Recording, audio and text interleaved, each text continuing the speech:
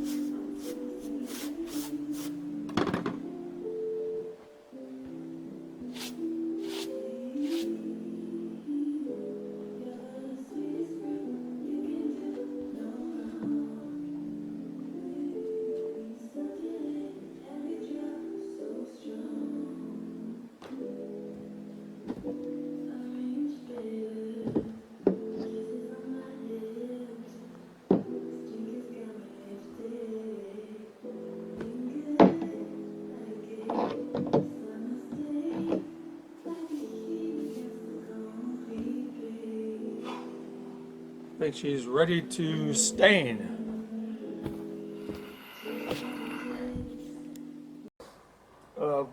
Wind is down.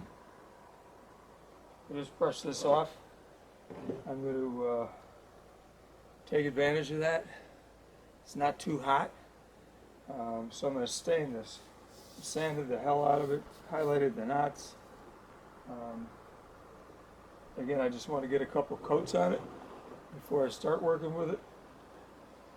It's just easier doing it outside. So for that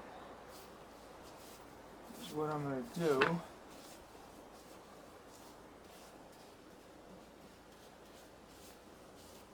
Oh yeah. Yeah, she's going to look real nice.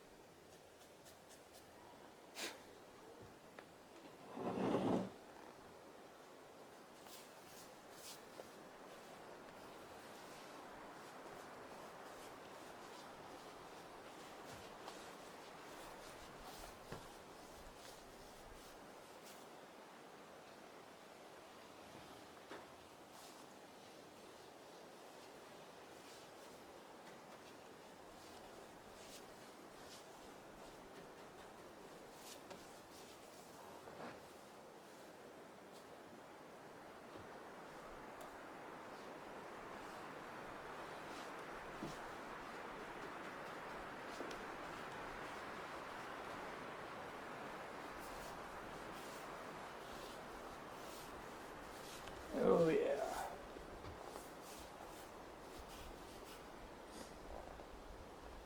It's going to look real nice. I get get another coat on, probably tomorrow or late today. It's going to bring out the knots and the highlights. So, I think she turned out pretty nice. I leveled the floor. No way I could film that. I could barely fit in there myself. Where that giant log had hit, and put in two jacks, they call them, screw jacks. So I'm keeping it under pressure for a day. I'm going to see if it's compacted the ground at all. I'll crank it up again, see if it compacts the ground some more, and then I'll put it together. And I can always adjust them. They have a bar on them. All right, I'm heading back to Normandy. Okay, so this is the southern end of the island. This is a really cool rock outcropping. At one time, the land obviously went all the way across. If you stand out on that point where the otters like to hang out, you can see the remnants of the actual crossing. So that's all still the island, that's the island, that's the island, that's the island, that's the island, that's the island. But that's the southern end. But what's interesting is, to me,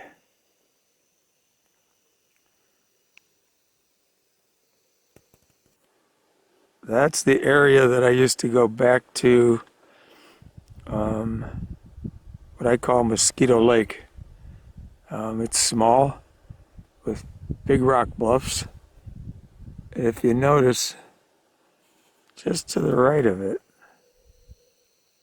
there's a new huge beaver hut. And I think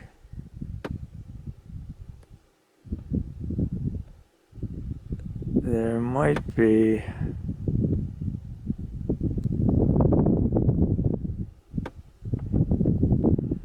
anyway, it's too hard to film from the boat when it's moving like this, but you get the idea. That's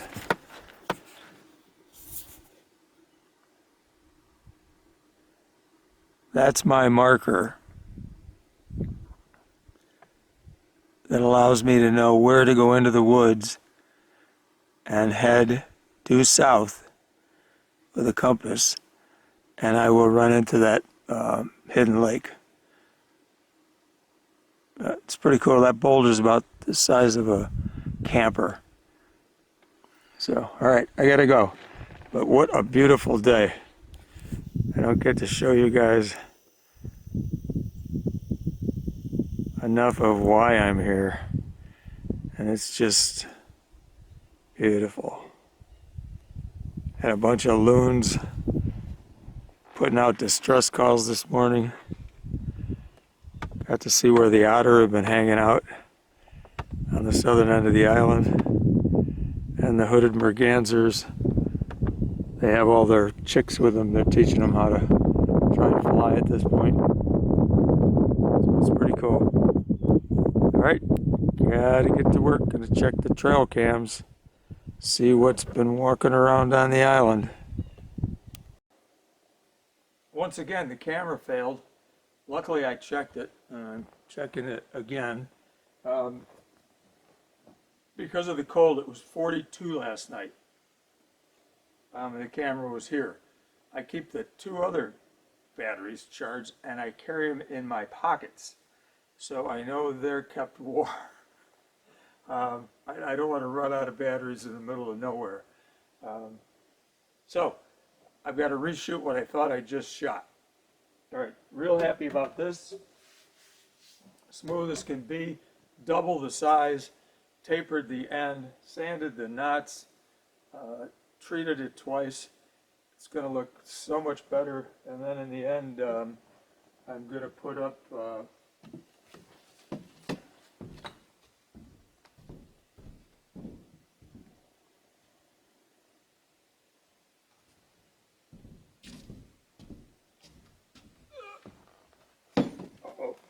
much my knee.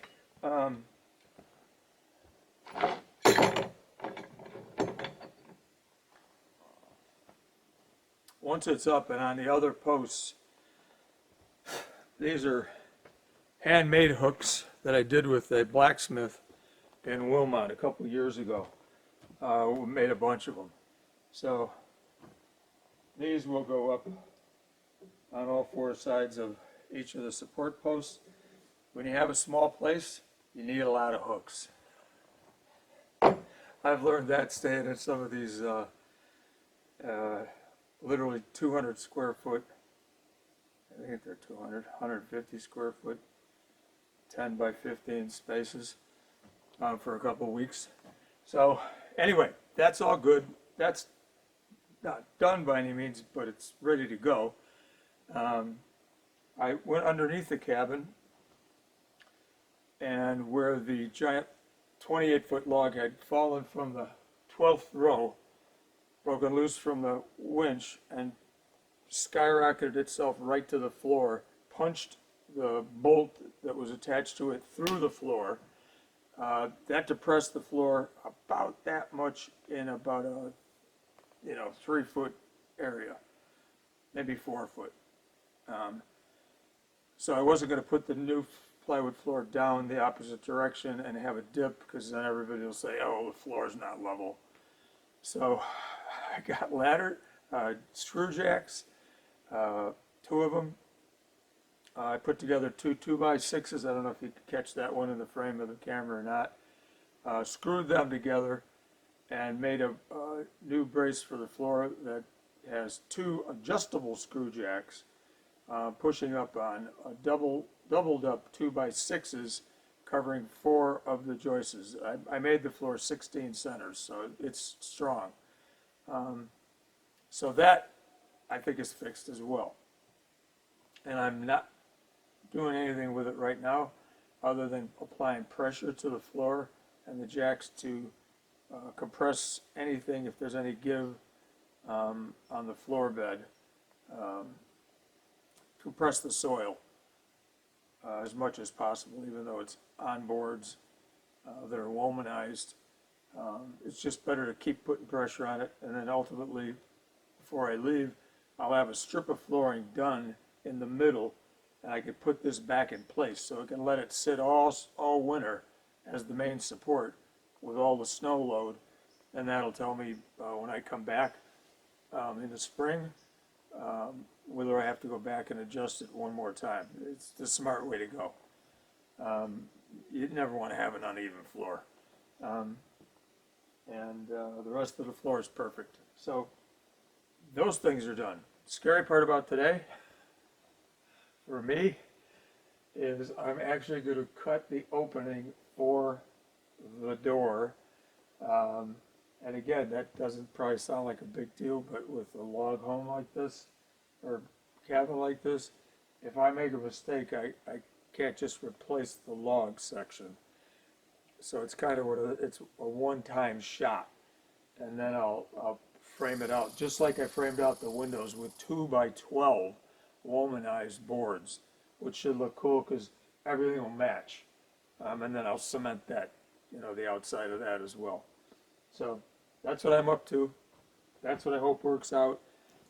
I know it's going to rain, even though they say it isn't, because it's dead calm and all the bugs are starting to bite. I sprayed myself before we talked. So that's looking good. Yesterday I checked all the trail cams around the island, put new batteries in, new SD cards, so that will last all through the fall and through the winter and spring until I get back again. So everything's going good. Happy about everything I've been doing. I'm making more improvements to the shed, made more improvements to the lumber pile that I have, pulled the covers off. I went and successfully put the pontoon to sleep. That's where I injured my leg, my knee. But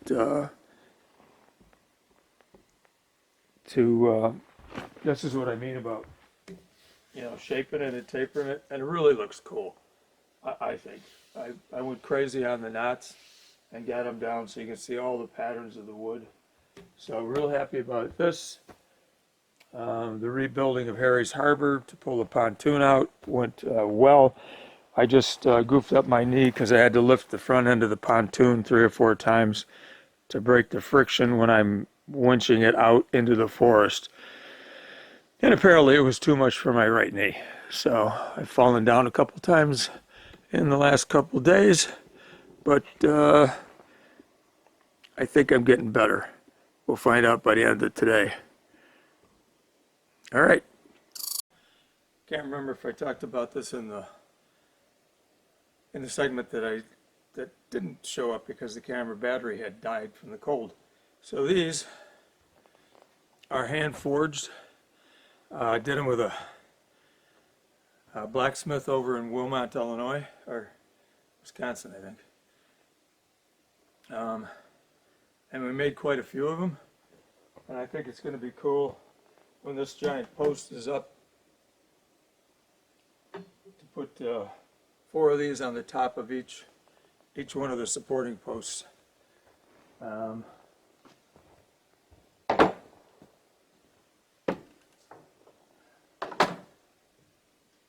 spray's a need today. All right. That chain's gonna have to be tightened too. My next step will be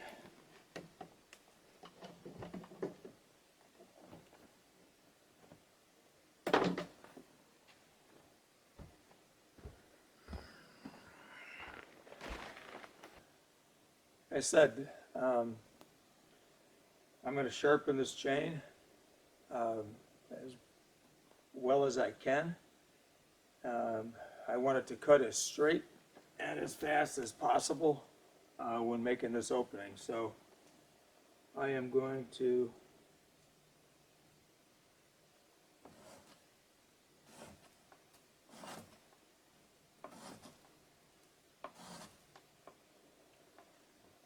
sharpen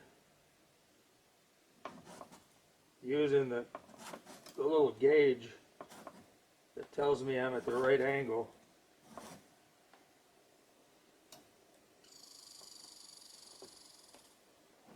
On every one of the, I don't know how many teeth there are, a lot, on the chainsaw. And then snug up the chain and make sure it's in top working order before I make that final cut.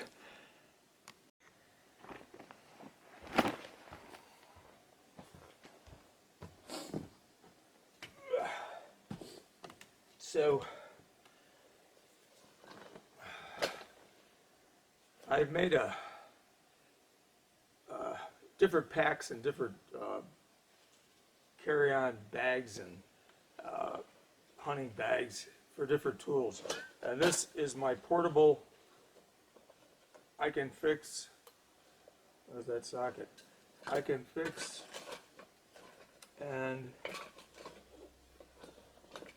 where did that socket go? All right. Now, I've got to go to the shed and hunt down the socket for this, but, so this is in other words, is a portable chainsaw repair bag. Compliments of my younger brother, Patrick, who came up here once 15 years ago. It never made it home with him, but I've put it to good use. Sorry, Pat. So what I'm going to do is, again, before I start, I don't want to have any problems. I'm going to check the, okay, that's what I was afraid of. I'm going to have to check, if you ever put anything in your gas tank, to check a level, make sure it's flawlessly clean, as that is. Now, okay, that will work.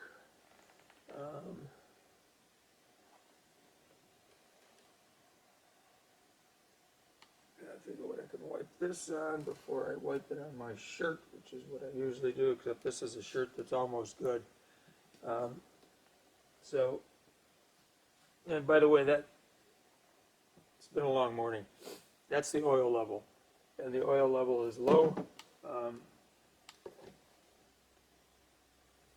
I've got oil with me. Oil keeps the chain moving. No oil, you start burning the wood and making it a lot more difficult to work. All right, now I'm hoping the gas, I have enough gas because I don't have any mixed 150. I have mixed 100. I have regular premium for the generator. I don't have any pre-mixed. I could do it. It's just annoying to do it just for a little one tank. But let's see what happens here. Come on, baby. Tell me I finished with a full tank. Oh, yes, I did. I don't even have to check that. That should be more than enough to do what I'm doing. That's a big bonus. But now that I mentioned my repairs, I think I pulled this socket out when I was repairing the generator, or attempting to repair the generator. So I know where that's at, on the shed, in the shed, up on the shelf. So it's not a big deal anymore because I'm highly organized now. That might be a stretch, but I'm better organized now.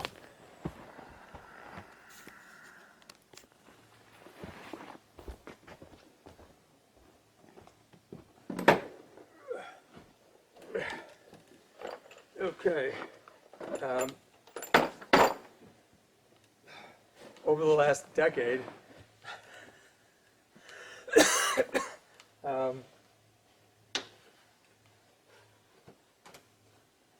make sure those are closed.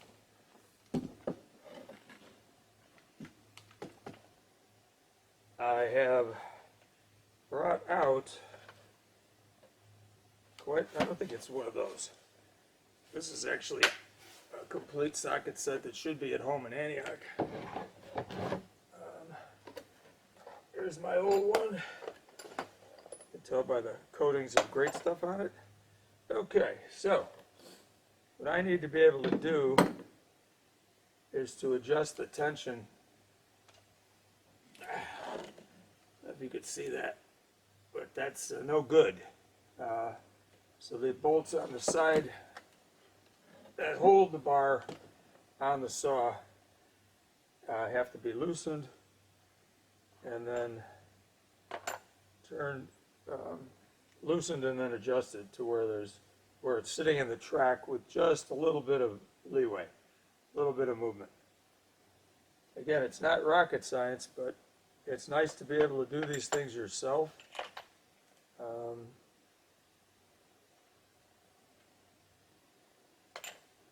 Where the heck is that socket? Is it him? It's too big.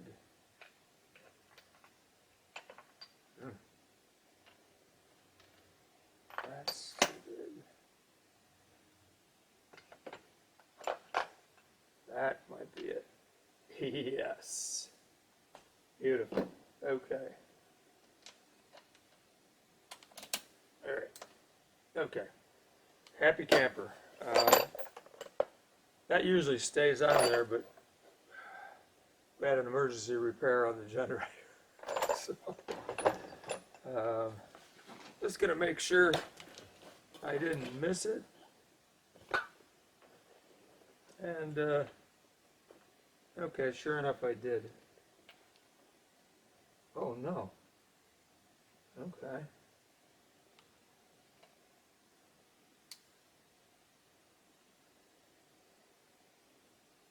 That's millimetric. All right, that's good that I've got that socket on there now. That's actually a better fit than what I was using. So it's always a plus to second check. Check twice. And I'm definitely going to check twice when I'm making those measurements again to cut the door opening. Okay. That shouldn't go in there. So that's going to stay on the socket and go back in this bag. And this can go in there. All right, and back to the shed. Okay. All right. That out for now.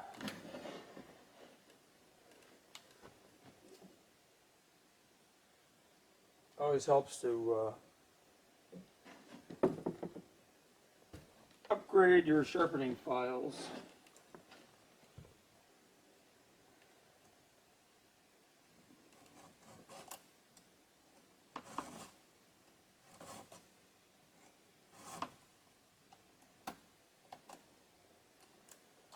What's going on with that? Okay, alrighty.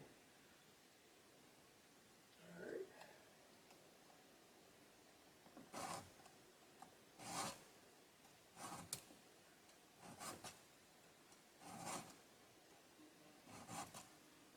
Trick to this is the gauge has lines on it, so that you're not eating away the blade in the wrong direction.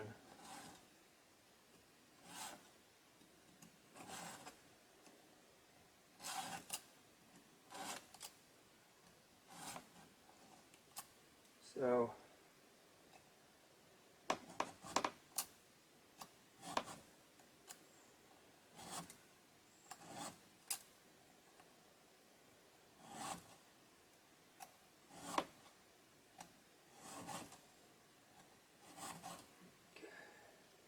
those are sharpening up nice.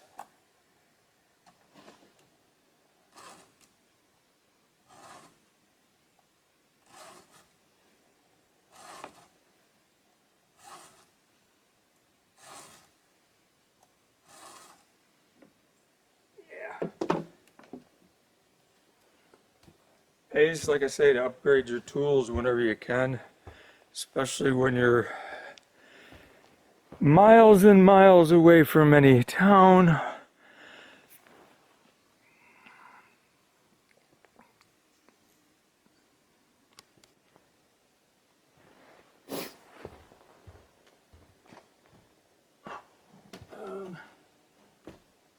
I'm still sharpening. I think there's 45 or 50 teeth on a 20-inch bar like this. So I'm almost sure, judging by the look of them,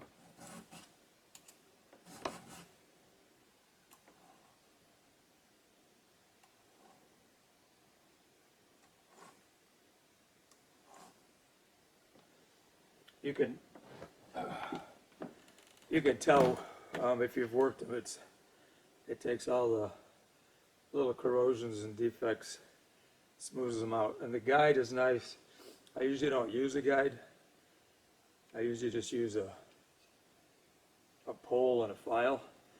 But by using the guide, I'm making the chain the way it should be, degree-wise, the angle of the teeth. So it should make a cleaner, straighter cut. That's what I'm going for. So they're sharpened. Next, let's make sure we snug up the chain. This is what I was talking about with the chain. It's just too loose. It gets loose because of its use. My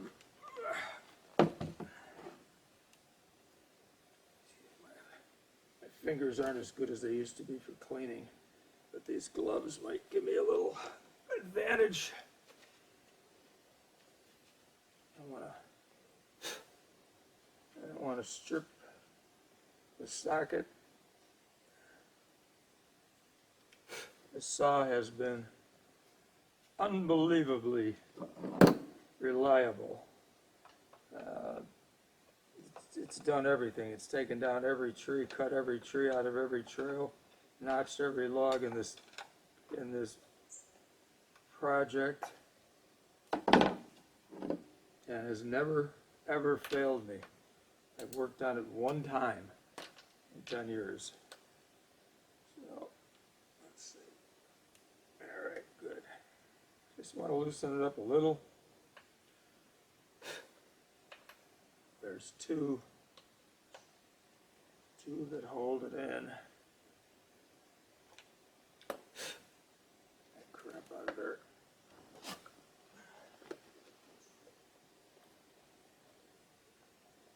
If I can pull down on that a little. At the same time, snug these guys up.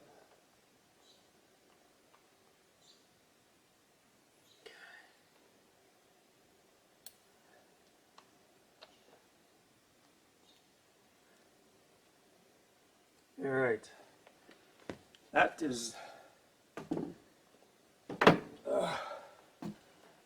a lot more like the chain should be. It's got to have some play to spin. It can't have too much play so it hops the track. All right. Yes, oil, sharpened, tightened. Tools back in the bag, so I know where they are next time.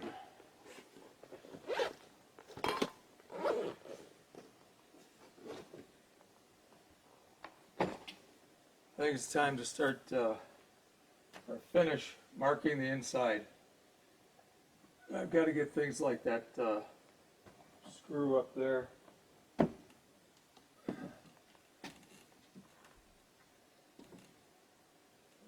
well.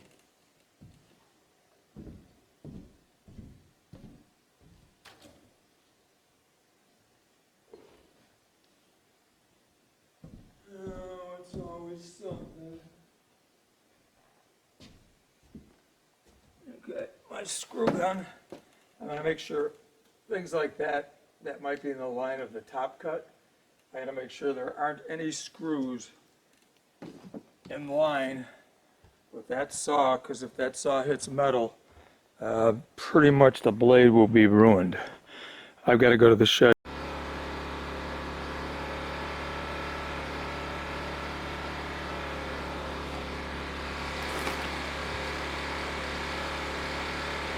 In a few minutes, you're going to see the edge of the saw come through the log, I hope, in a straight line. I've got the little generator going because that can run a light, so I can shine that on the wall inside, so I know exactly where I'm cutting.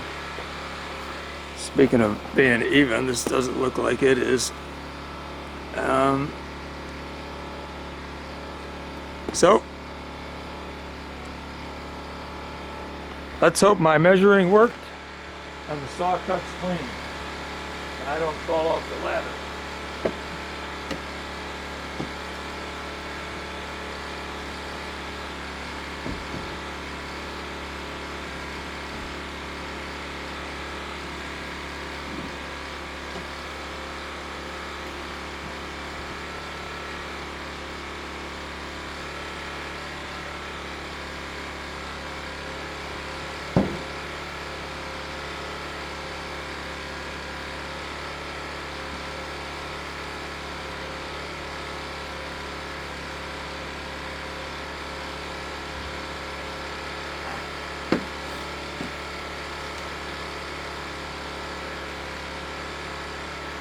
Pretty sure I said this before, but I keep this for the black flies, but I also keep it when I'm cutting with a chainsaw.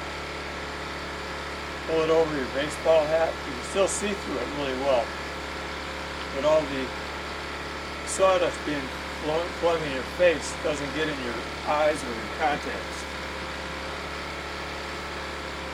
Comes in handy.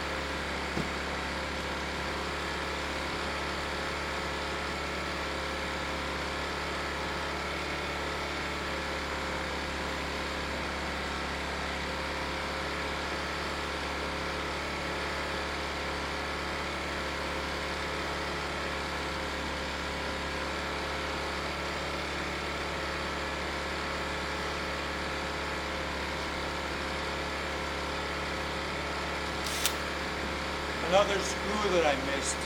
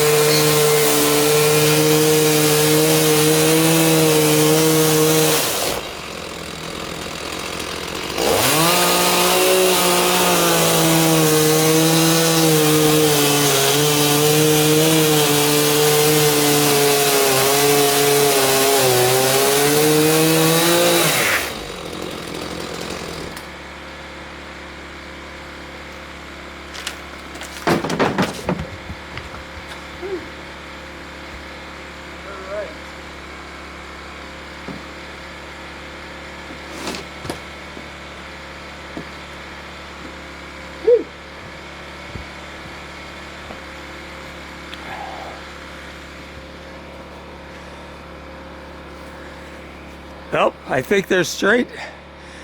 I'll keep on going. Hopefully this part of the project will work out.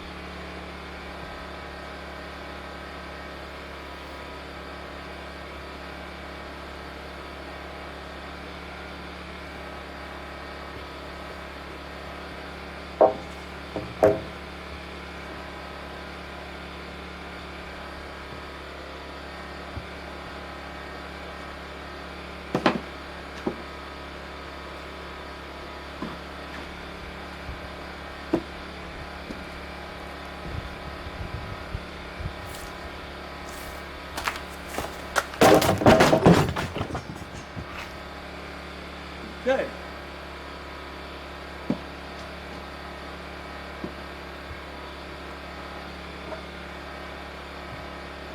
Minimum damage.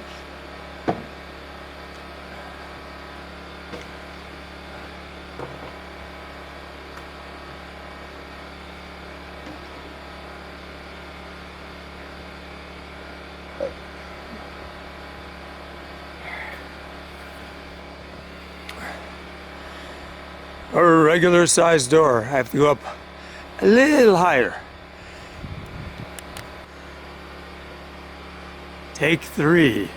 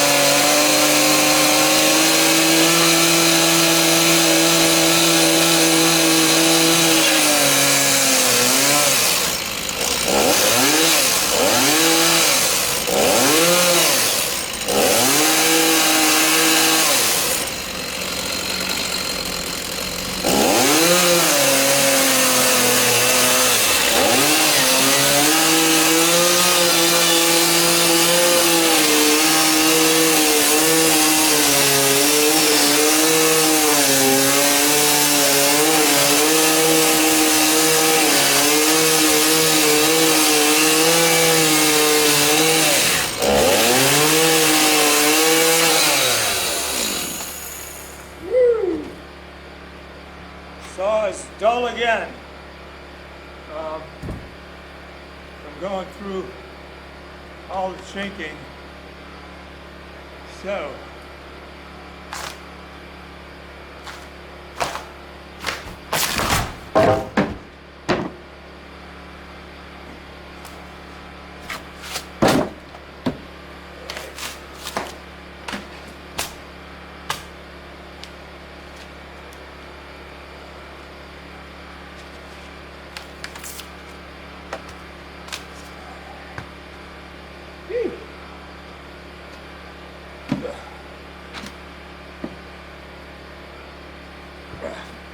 I'm gonna have to, oh yeah, I'm gonna have to sharpen the saw.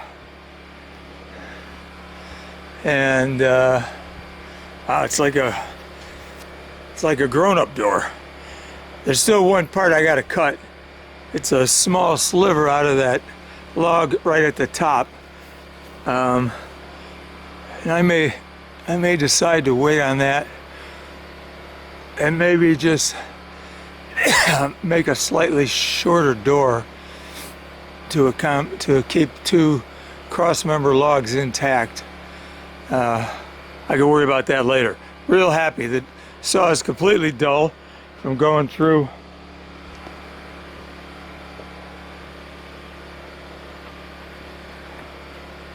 It had to cut through the chinking as well as the cement that I had. Man, that's hot. So that dulls the blade too. It's not a lot of cement, it's cement coating the foam, which obviously works well as chinking because I have to beat it to separate it with a sledgehammer.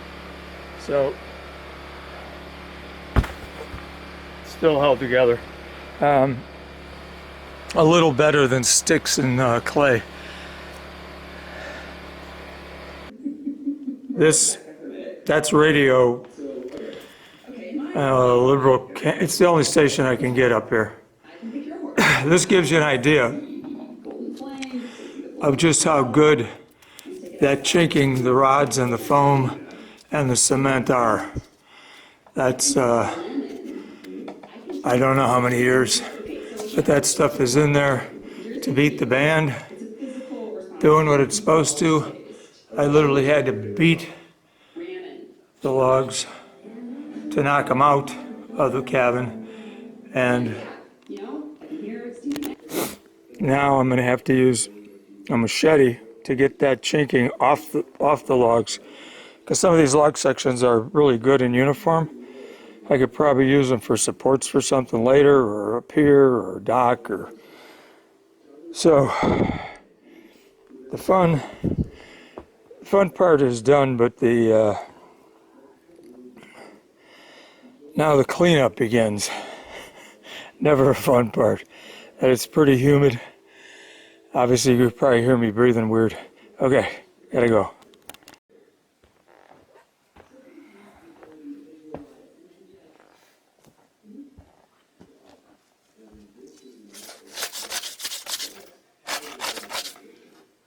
Might be a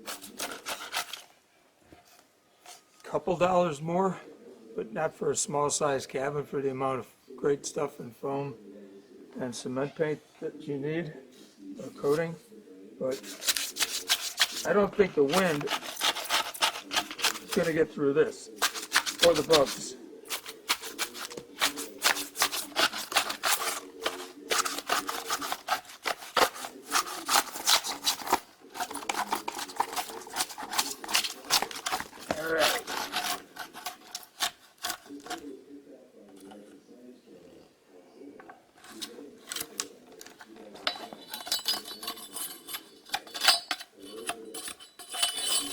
Alright, that's checking, if you're wondering. Happens on all logs. Alright.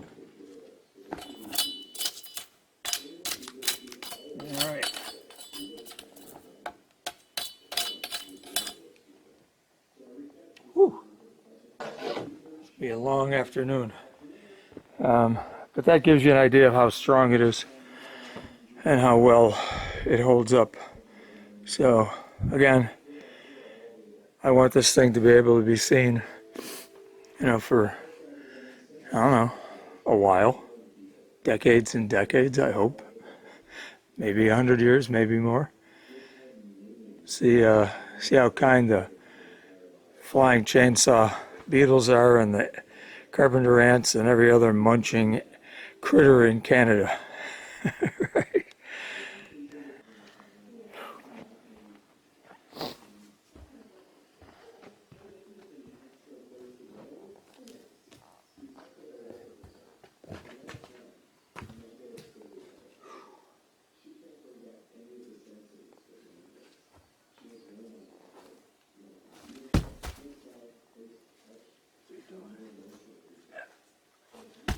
Long day.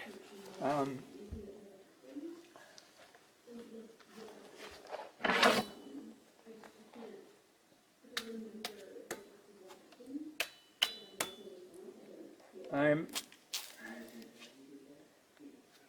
really happy about my chinking experiment. Not happy right now because I have to take it off the logs. But for this stuff to have adhered, some of it 6-7 years already, with no maintenance, and I'm using a razor sharp machete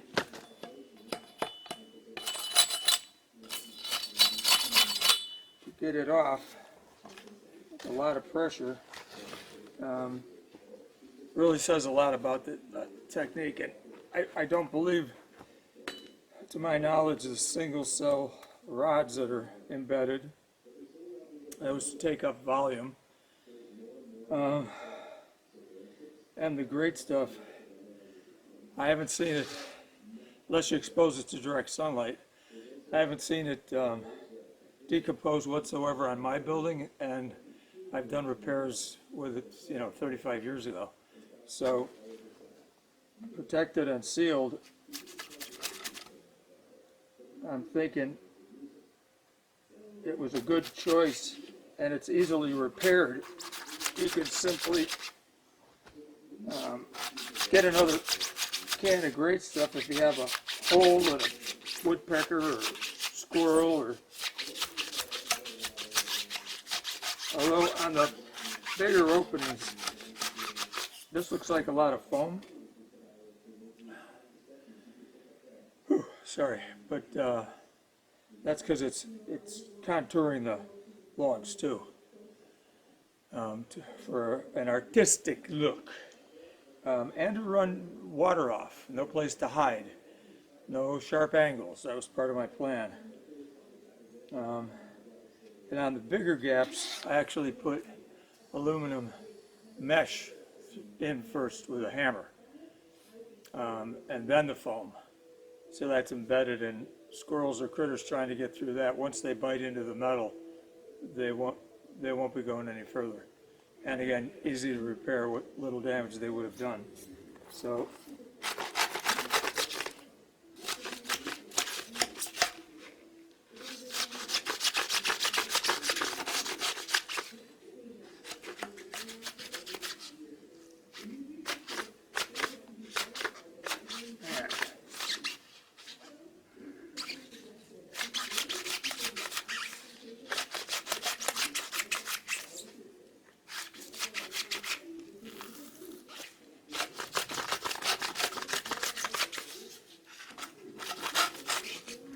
I think I should do an ad for great stuff.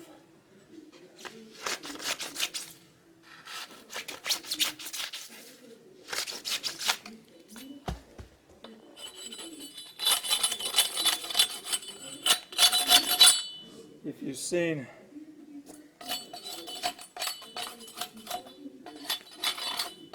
all the episodes, I did talk about the gentleman at Menards whose dad actually worked with the chemical company that came up with great stuff. Because I was asking around for information of what's a better way to do chinking than what they do. And when I told him what I was doing, he goes, Dennis, they would do that on everything except it would be too expensive on a giant home, 3,000 square feet. This considerably smaller. So, and he said they didn't know the life span of great stuff. As long as, like I said, protected from the sun, it could be hundreds of years. So, real happy I talked to that guy. Real happy I took the chance and did it this way, because man, it adhered really well.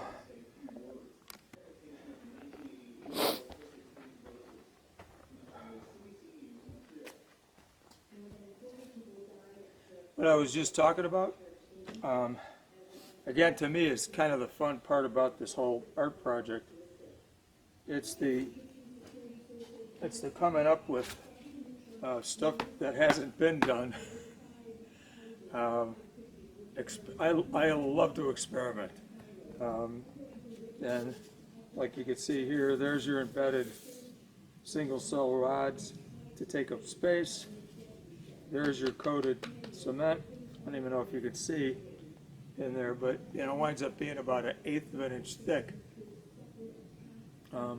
which doesn't sound like a lot, but that's blocking the sun, and it's made to adhere to foam.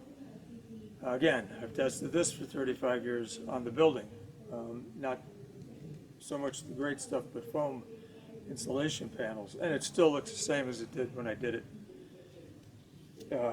Expensive, yep. 2.5 gallon pail, I think, is $70 for this epoxy type concrete coating. But you're not using that much. So why not use better quality materials? Again, just like in art, um, that's going to block the wind. And again, less maintenance in the future and easy to repair. If, say, there was an attack by a herd of crazed squirrels or the woodpeckers up here that are the size of crows. So that's it for now.